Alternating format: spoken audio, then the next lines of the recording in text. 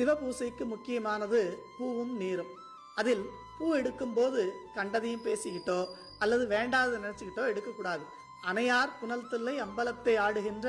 புனையாளன் சீர்பாடி பூவல்லி கொய்யாமோன்னு மாணிக்க வாசகரும் இதை நமக்கு அறிவுறுத்துகிறார். கைலாயத்துல பார்வதிக்கு தோழியாக இருந்த அனிந்திதை கமலினி என்கிற 2 பெண்கள் நந்தவனத்துல பூ எடுக்கும் போது சுந்தரமூர்த்தி நாயனார ஒரு நொடி பார்த்த காரணத்தாலேயே இந்த பூமியில் வந்து பிறந்தாங்கன்னா நாமெல்லாம் பூசைக்கு பூ எடுக்கும் போது என்ன நினைப்போட எடுக்கணுங்கிறத